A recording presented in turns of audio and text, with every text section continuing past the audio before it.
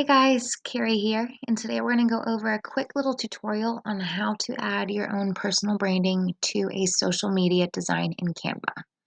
So to start, you're obviously going to want to go over to Canva, hit create a design, and like I said, for today's purposes, we're going to do a social media graphic, just because that tends to be what a majority of you are working with on a more consistent basis. So once you type in what formatting you're looking for, you'll get your automatic blank canvas. To start, head over to Uploads and just simply drag and drop the design that you're wanting to add your branding to. Since today we're working with a little bit smaller of space, we're going to head to Text and then click on Add a Subheading, or if you want, you can also click on Add a little bit of body text, just because these two do start with smaller font sizing. So it's just a little bit less work for us to do at the end. For today, we're going to type in agent name, phone number, email, and website if you have one. To make it more legible, we're going to change the font color to white. And then also for today's purpose, we are going to align it on the right-hand side. Oops, if it would cooperate. Okay. And just like with Microsoft Word, you guys are able to obviously adjust the sizing of the font, change the font style overall, make it bold, underlined, whatever your heart desires. And then, like I mentioned, since we are working with a smaller area of space between the text and the actual graphic itself, we're going to head up to this button right here for spacing. And this bar will allow us to decrease the amount of space between each individual line. And if you want, you can also increase the space between each individual letter just to make it a little bit more legible.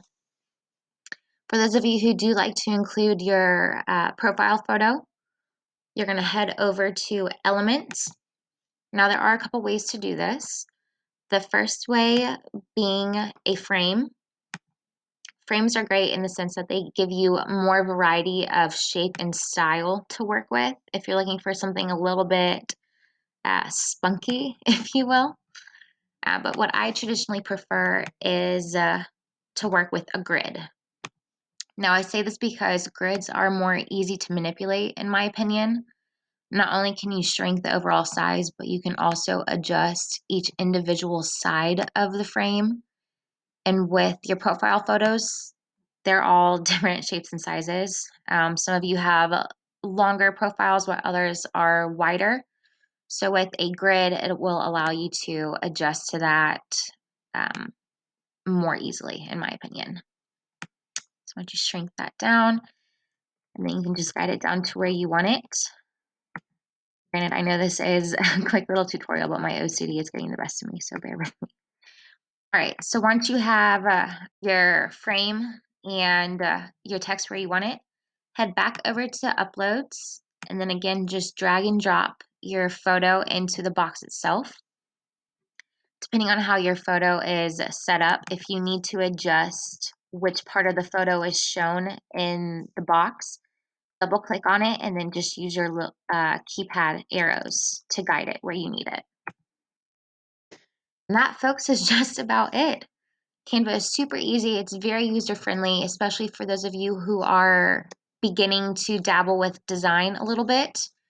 After each and every adjustment you make, it will automatically save your changes. So once you're happy with your overall graphic, head up to download. I do recommend keeping it as a PNG just for quality purposes, but hit your download button.